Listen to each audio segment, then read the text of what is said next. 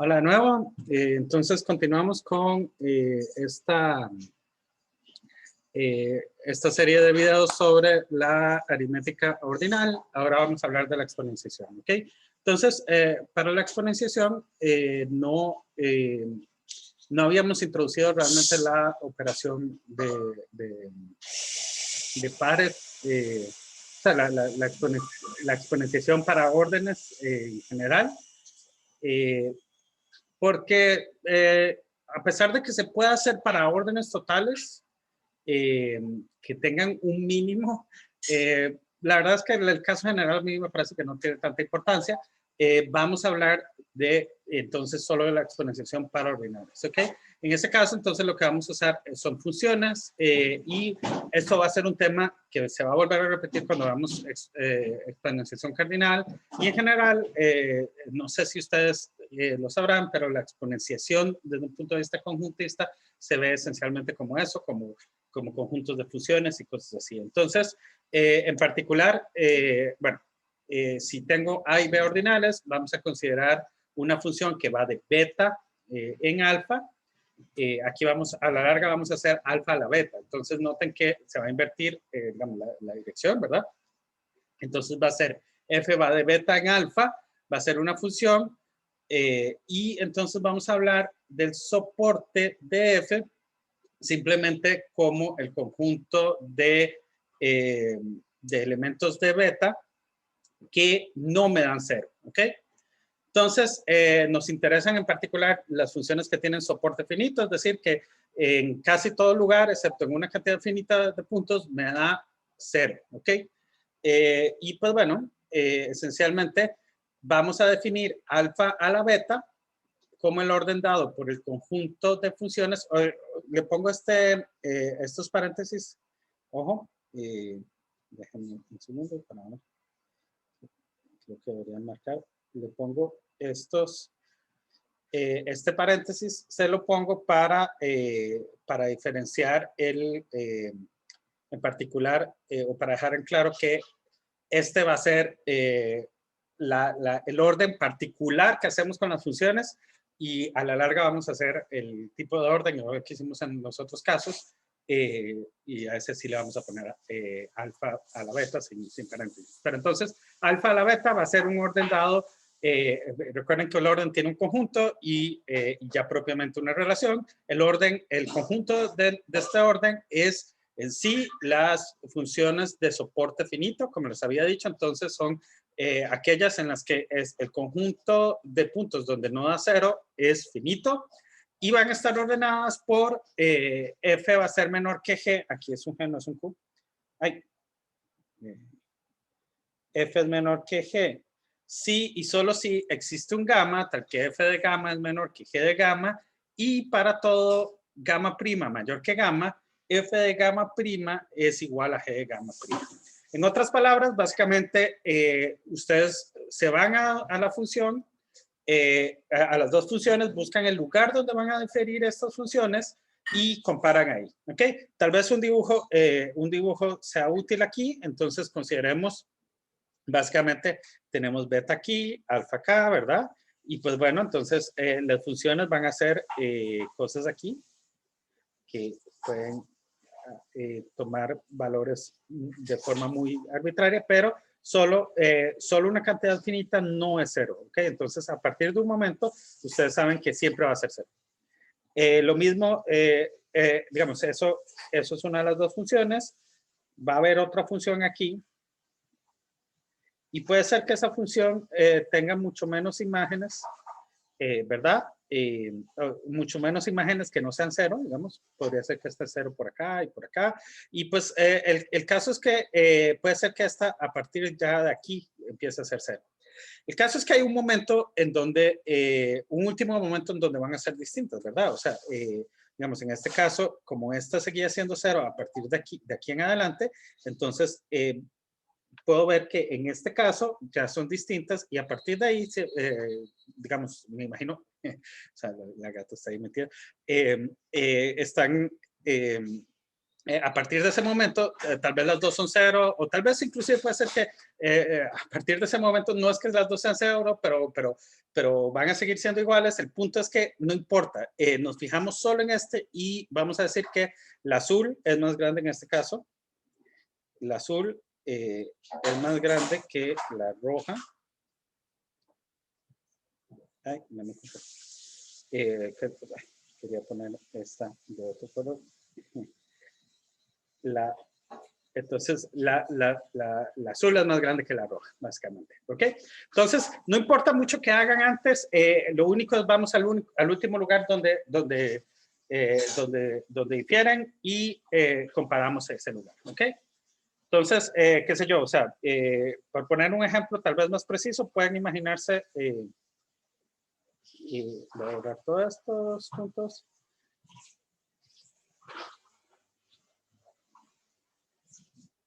Para hacer más ejemplos, pueden imaginarse, qué sé yo, una función que es 0 siempre y aquí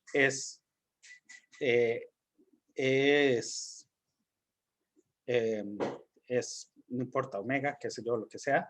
Ese es el valor de esta función y la otra, de nuevo, pintémosla en rojo. La otra va a ser, qué sé yo, va a ser muchas cosas acá,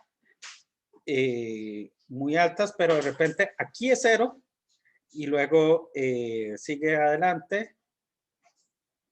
Ah, no, perdón, luego ya no sigue adelante. Quiero... El ejemplo que quería era, aquí es 0 y luego sigue siendo 0. ¿Ok? Entonces, básicamente tienen el azul es 0 siempre, excepto en este punto que da algún valor cualquiera. Y la otra es muchas cosas muy grandes, no importa qué tan grandes, antes de llegar a este punto que está aquí. Bueno, déjame marcarlo. Ok, entonces, azul es 0 siempre, excepto en este punto. Roja es muchas cosas muy grandes aquí, pero en este punto justamente da 0 y luego ambas son 0 siempre.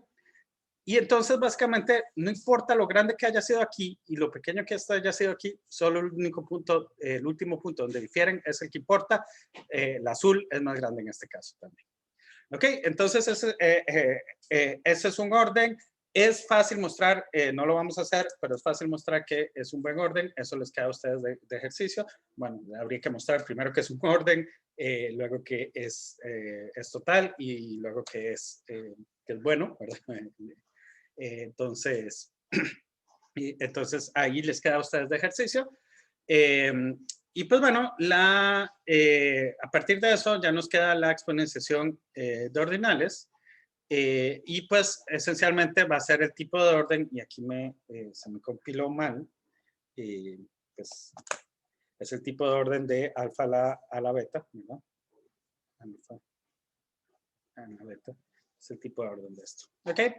De nuevo, recuerden, el tipo de orden es todo buen orden es isomorfo a un único ordinal y ese ordinal es el tipo de orden. Entonces, la exponenciación ordinal nos da literalmente un ordinal, a pesar de que alfa a la beta no es, alfa a la beta con paréntesis, digamos, esta exponenciación más general, no es un ordinal, es un buen orden, nos da un buen orden. ¿Okay? Tal vez algunos ejemplos.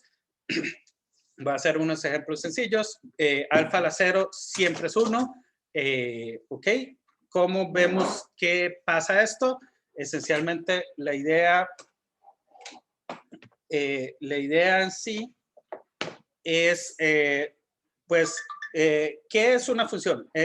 Para muchos de estos vamos a necesitar tener en claro qué es una función. Una función, propiamente hablando, desde un punto de vista conjuntista, es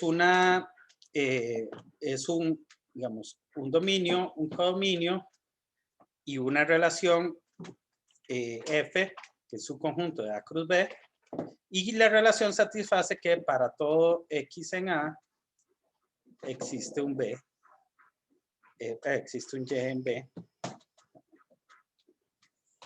existe un Y en B,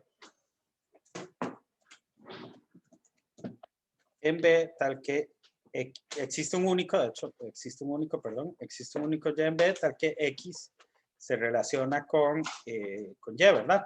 Esa es la definición oficial de qué es una función, ¿ok?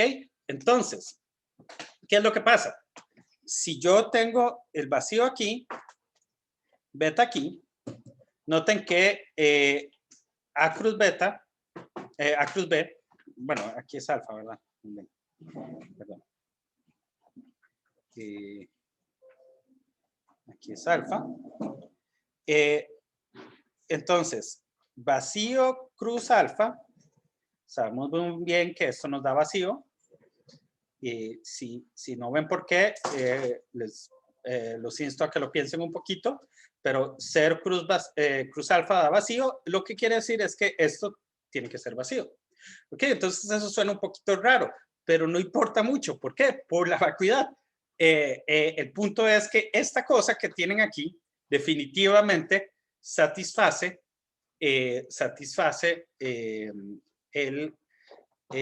mejor dicho, déjame regresar un poquito. El punto es que A cruz B es vacío, entonces la única F que cabe aquí es el vacío. Ahora, el vacío es una función, eso suena un poquito extraño, pero el punto, el detalle aquí, insisto, y esta es la parte importante, es que por vacuidad satisface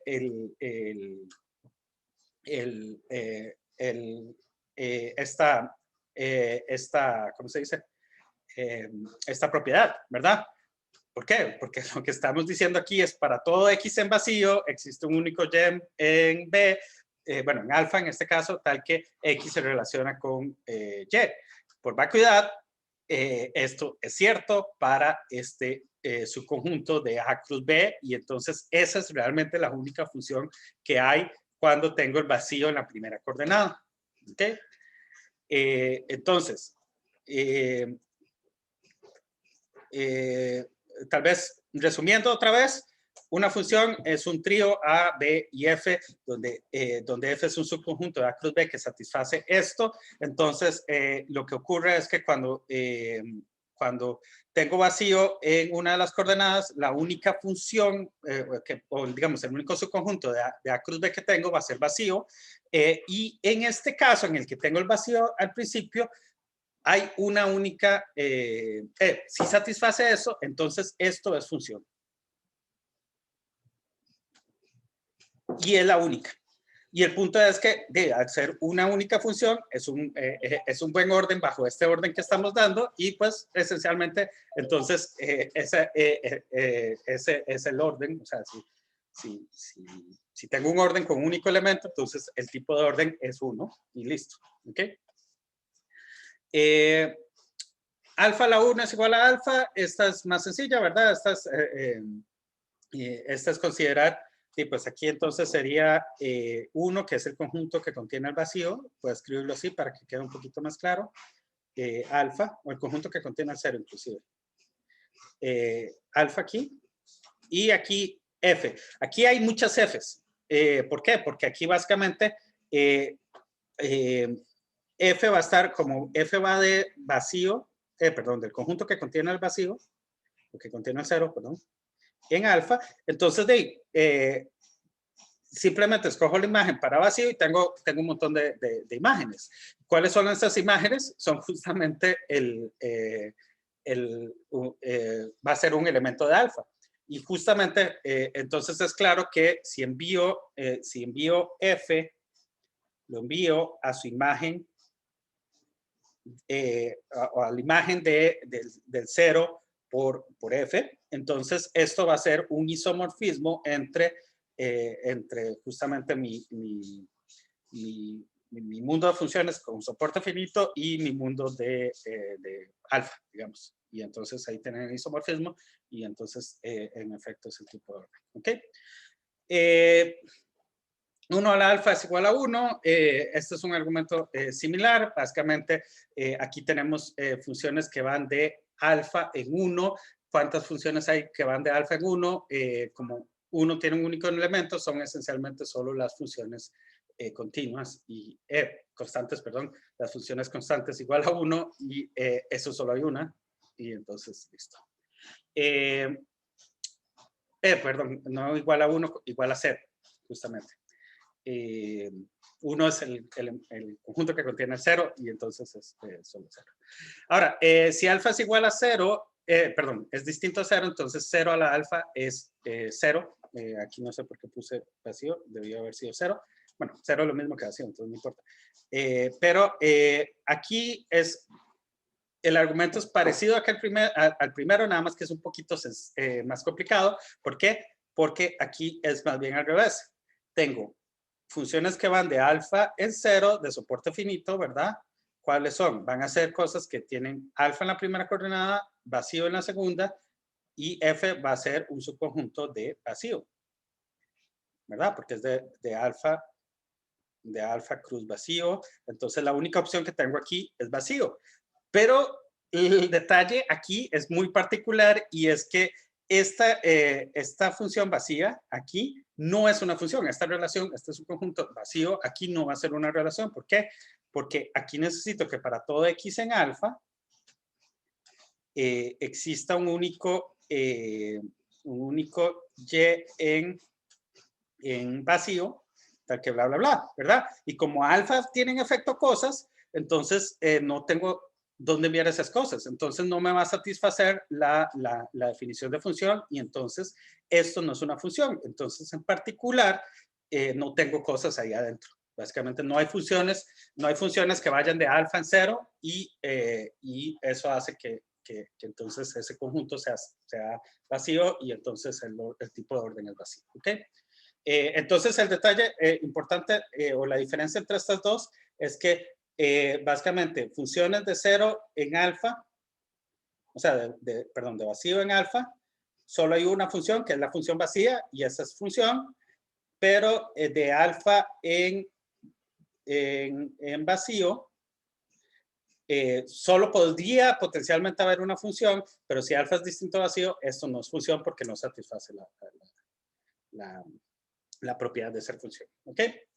Pues bueno, esos son los ejemplos. Y pues bueno, igual que antes, vamos a ver algunas propiedades. Ay, otra vez me quedó mal esto.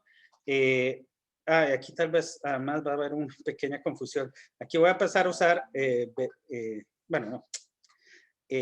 No va a haber confusión. Aquí no deberían haber paréntesis y debería haber debería haber estado escrito así, ¿verdad? Alfa, beta, alfa, gamma. Eso está re malo. Entonces, olvídense de ese. Ok. Esa es la primera propiedad. La segunda propiedad, aquí, ¿qué es este montón de typos? Aquí debió haber sido alfa a la beta gamma. Ok. Y pues luego tenemos si alfa es mayor que 1 y beta es menor que gamma, entonces alfa a la beta es menor que alfa a la gamma, igual que antes. Si lambda es un ordinal límite, entonces alfa a la lambda es igual al sub de beta menos gamma de alfa a la beta. ¿Ok? Y pues bueno, aquí les voy a dejar los 3 primeros, se los dejo de práctica, no son muy complicados, son simplemente hacer cosas similares a las que ya hemos hecho, pues, o inclusive usar propiedades particulares de las sumas y de las otras que hemos visto, salen relativamente fácil, ¿ok? El complicadillo que entonces sí quiero que veamos es si gamma es ordinal límite, entonces esta igualdad se da. Y pues bueno, vamos a probar la dirección no trivial, ¿verdad? Igual que antes por la 3, el sub es menor o igual que alfa a la lambda, entonces vamos a mostrar el otro. Les voy a dar solo la idea, pero porque la verdad es que es un poquito tedioso formalizar un poquito, pero la idea es más fácil de agarrarla. Y pues bueno, igual que antes, nos damos un y menor que alfa a la lambda. ¿Okay? Aquí tal vez debería hacer hincapié en que es menor, aunque también me sirve que sea pertenezca a alfa. Y pues lo que queremos mostrar es que existe un beta menor que lambda, tal que y está Y es menor que alfa a la beta, ¿verdad? ¿Ok? Típica prueba con supremos, ¿verdad? O sea, nos damos a alguien menor que el que quiero mostrar que es el supremo y muestro que hay alguien del conjunto ahí adentro, ¿verdad? ¿Ok? Entonces, para hacer eso, es muy sencillo, es relativamente sencillo. Lo primero es tomar, ok, recuerden que alfa a la lambda es isomorfo a este conjunto de funciones de soporte finito, bla, bla, bla. Y pues entonces, si yo tengo gamma, puedo tomar la imagen por ese isomorfismo que hay entre los dos y va a ser, la imagen de gamma va a ser una función. Entonces, estoy básicamente al gamma que está en alfa a la lambda, le estoy asociando la función del isomorfismo que hay entre estas dos cosas. ¿Ok? Entonces, ¿qué es lo que ocurre? Esta función, pueden notar que el máximo del sub de f es menor que el lambda. ¿Por qué? Porque es una función que va de lambda en alfa y pues si tiene soporte finito, como va a tener un máximo y ese máximo tiene que ser un elemento de lambda. ¿Por qué? Porque es un máximo, o sea, son todas las imágenes, o sea, todas las preimágenes de cosas que no me dan cero y pues básicamente es eso. Ahora, como lambda es límite, noten que el sucesor de esta cosa, beta es el sucesor de esto, entonces esto sucesor me da beta, va a seguir siendo menor que lambda. Este argumento ya lo hemos usado varias veces, entonces ya están más que acostumbrados con él. Y pues esto quiere decir que toda la gente que está antes de f en el orden de alfa a la beta, que es todo este segmento inicial, todos los predecesores de f, van a estar en alfa a la beta. ¿Por qué es eso? Esencialmente recuerden que, si el soporte máximo de f es donde no da cero, esto quiere decir que cualquier otra cosa que sea menor que él tiene que dar cero después de este max sub de f, ¿verdad? O sea, tal vez voy a dibujarlo para que quede claro. Entonces, aquí tengo beta, aquí tengo alfa y mi f va a ser una función que va a hacer varias cosas aquí. En algún momento va a tener un último lugar donde da cero. Y el punto es que al tener soporte finito tiene ese último lugar. De aquí en adelante cero. ¿Ok? Y lo que les estoy diciendo es que esencialmente cualquier función que sea menor que esta es porque el último lugar donde era igual es donde no era igual a f, es menor que este, ¿verdad? Entonces, eso quiere decir que o sea, ya me perdí. Digamos, si yo quiero que g sea menor, si en algún otro lugar de estos no fuera cero, entonces sería mayor, ¿verdad? Si mi g, el punto es que g tiene que ser cero aquí, porque si no, sería mayor que este. Entonces, g es cero en todos estos lados. Lo que quiere decir es que el soporte de g tiene que estar metido aquí. El soporte de g tiene que ser un conjunto de aquí. Y entonces, en particular, esta función se puede ver, o digamos, la restricción de g a beta se puede ver aquí adentro. Y entonces, como les digo, insisto, esencialmente la idea es que todas las funciones que estaban antes de f van a estar metidas en este alfa a la beta. ¿Qué me quiere decir eso? Que esencialmente, vean que este segmento inicial corresponde por el isomorfismo a todo gamma. Entonces, en particular, ¿cómo hacerles? En particular, eso me dice que entonces todos los elementos que estaban en F, o que estaban antes de F, están en alfa a la beta, y por lo tanto sus imágenes por el isomorfismo también. en particular todo lo que está antes de gamma, y entonces en particular gamma también está en alfa a la beta, que era lo que queríamos mostrar. ¿Okay? No sé si queda claro, si no pueden preguntarme, ¿verdad? Pero esencialmente, insisto, la idea es que, de hecho, tal vez se me fue un detalle esencial de la idea, y es que, digamos, era más bien que, digamos, este soporte es menor que lambda, y aquí beta está aquí más bien, y este es lambda. Y entonces yo puedo ver esta función esencialmente como una función que simplemente, como esta función que para aquí, digamos, olvidando toda esta parte, una restricción a beta. Y esa restricción a beta es la que es claro que va a estar metida dentro de alfa a la beta, y por lo tanto va a coincidir con las imágenes bonitos, ¿ok?